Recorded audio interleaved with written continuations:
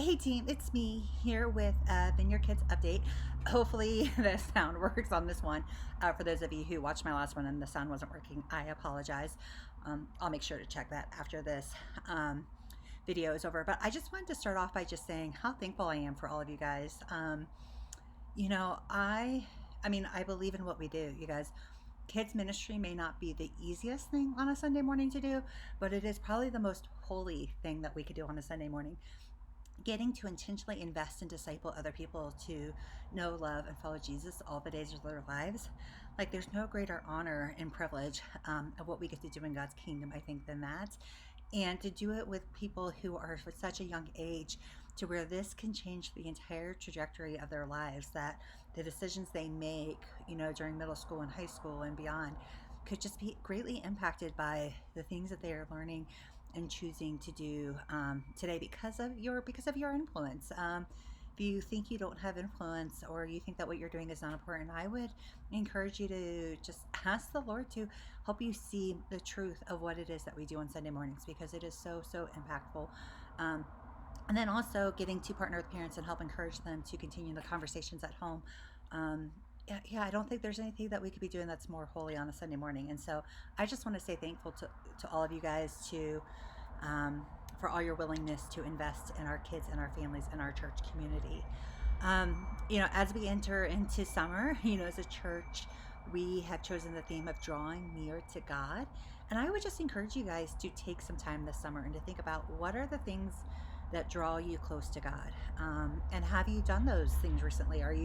Some of you guys may be like, oh man, I've had some really amazing times with the Lord, and here are the things I'm doing. And there may be some of you guys who are like, man, I actually haven't experienced the Lord's closeness like I may have at a different stage in my life. And so I would encourage you to take some time with the Lord, just pressing into and maybe asking those questions. We see throughout the New Testament, throughout the Gospels, where Jesus will oftentimes go away to pray and be with the Lord. And so I would encourage you to find some time as well to do that this summer. I know that could be hard with kids being home, but I think it's important to do that. We don't want to get to the fall feeling tired and overwhelmed and exhausted because we let all of our rhythms and routines and things go over the summer.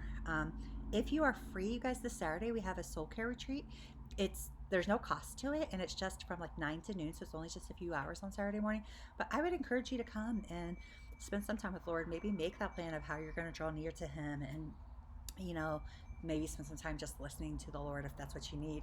But I would encourage you guys to make them to attend that if you can. I'm hoping to make it there.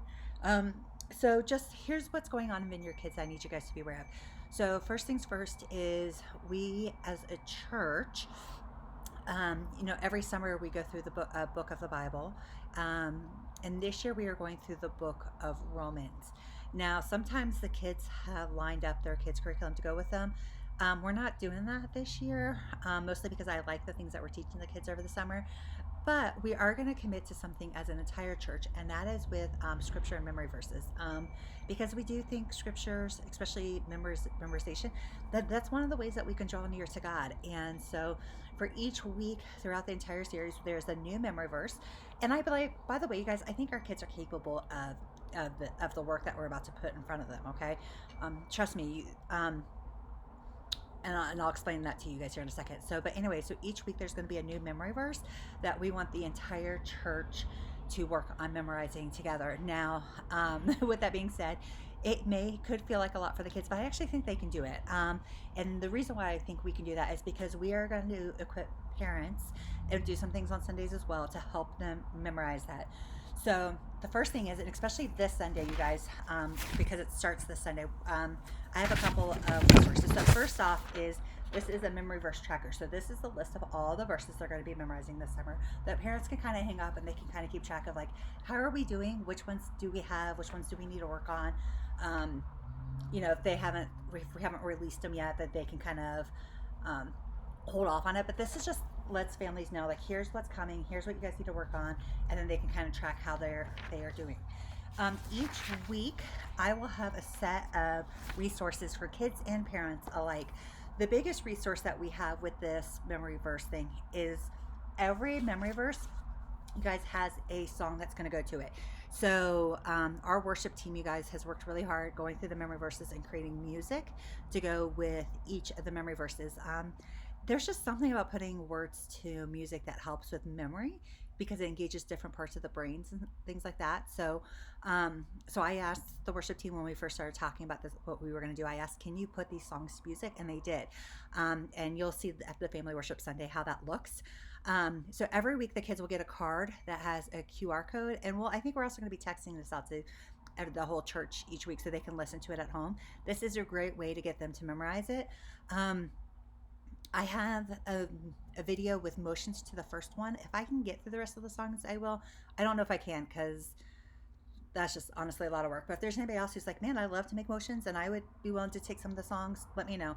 But on the other side of this card is we're going to use this tool to help our kids memorize all the verses this summer. And this is where you take the first letter of each word of the verse and then you can kind of read it off of that. It's not cheating. It's just a great way to help kind of cue the kids like, hey, here's what the word comes next and things like that. So for example, for the first one, Romans 1:16, it goes, I am not ashamed of the gospel because it is the power of God that brings salvation to everyone who believes. Romans 1:16. Isn't that great? So by having that first letter, it's not telling you what the word is, but it just kind of helps cue like what that word is. Because a lot of time the kids will kind of pause and be like, wait, what's the next word or whatever. Especially as some of the verses get longer, it's just a great way to help, again, along with the music to kind of cue what the words are for the memory verse.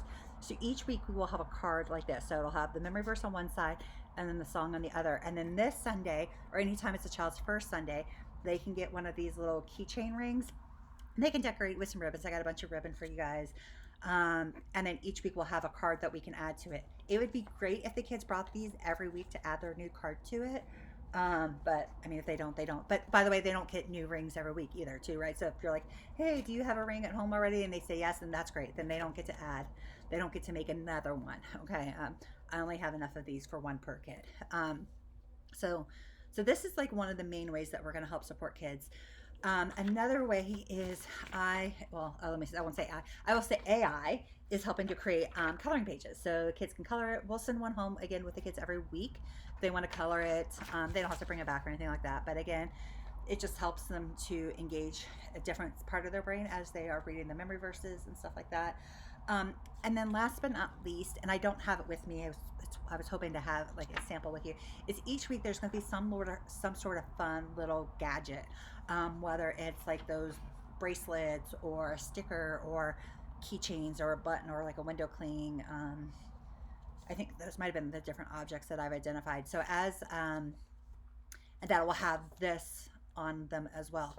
So again, the kids can then, if they want to stick the mirror cling on their bathroom, mirror, or they have a keychain and they want to stick it on their backpacks or anything else like that they can use, or put their sticker on their water bottle. So anything like that where they can have this with them as they are going around. And honestly, they may just cue them later on down the line, like, oh yeah, I remember memorizing that, and then they could try it out to see how it goes. But just a couple, like I said, just a lot of different things to help equip parents and kids to work on these memory verses together, because I believe our kids are capable of doing the work. They just they have to be a little intentional about it, and parents are going to have to work with their kiddos to get them to memorize it, but we're going to come alongside them in this way. So the cards and the fun things will be handed out each week. If we have leftovers and a kid misses a week and they want to find out if there's like last week's whatever, we can obviously go back last week, but I can't give out ahead, mostly because I don't know if I'll have the stuff in time to hand them out ahead. So again, we have the memory verse tracker. We'll have weekly coloring sheets. We'll have weekly cards with the memory verse on one side and the song on the other, and then there will be some sort of like fun little thing that they can take home and use to help them memorize the verses. So that's what we're doing with the book of Romans. So the kids, none of our stories are going to follow the book of Romans. We're just going to engage with the memory verses along with the rest of the church. So with that being said, that means this Sunday we're starting a brand new series, which, with it being Family Worship Sunday, this is where the kids go in the auditorium and we have kids on stage helping to lead motions.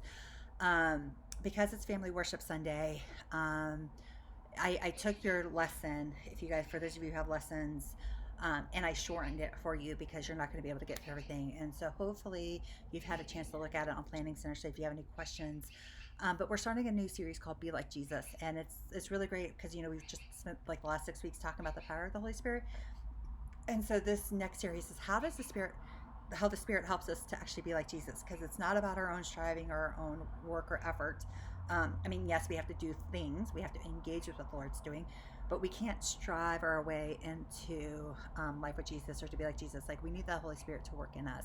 And so we're starting off with the fruits of the Spirit, which I love. We always enjoy eating. I mean, especially as we're in summer, we got strawberries and cherries, and we have peaches coming up, and all the fresh summer fruits. But the reality is, those are all the result of all the hard work of what has been done ahead of time. And so we're gonna start talking about what does that look like, what does that mean to let the Spirit work in us, and what are some ways that we can tend and cultivate the work of the Lord in us. So that is all I have for you guys.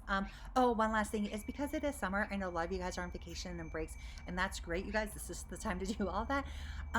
So with that being said, is if you have there's any parents that within the life of our church that you can invite them to say, like, hey, are you guys willing to help out once or twice just throughout the course of the summer? Like, you should have gotten an email earlier today with your summer schedule, so I know where all the holes are. So if we could get like a couple parents who are willing to like help out just once or twice throughout the summer, that would be great. So you could just ask them, and if they say yes, let either myself or Stephanie know so that we can follow up with them and get them moving through our process.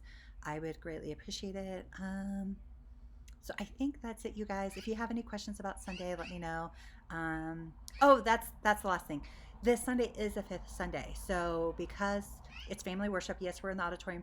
But this also means, because you guys tend to be on one of two schedules. Either you're every other week, which were for those who are your every other week lands on this week, and that's great. But the rest of you guys only serve once a month, and when there's only 4 Sundays a month, we kind of get stuck without a fifth Sunday team. Just because it's not frequent enough to where anybody serving on the fifth Sunday would like not know what they're doing, because it doesn't come often enough. So what I'm asking is that if you have not helped out on the fifth Sunday before, if you are free this Sunday to help out, I would greatly appreciate it, because they only happen 4 times a year. Fifth Sundays only happen 3 or 4 times a year, and so we have about like 6 holes, I think, you guys coming into this Sunday between the 2 services. So if you're free and available to help out, I would again let either myself or Stephanie know so that we can plug you in. I would greatly appreciate it. See you guys on Sunday.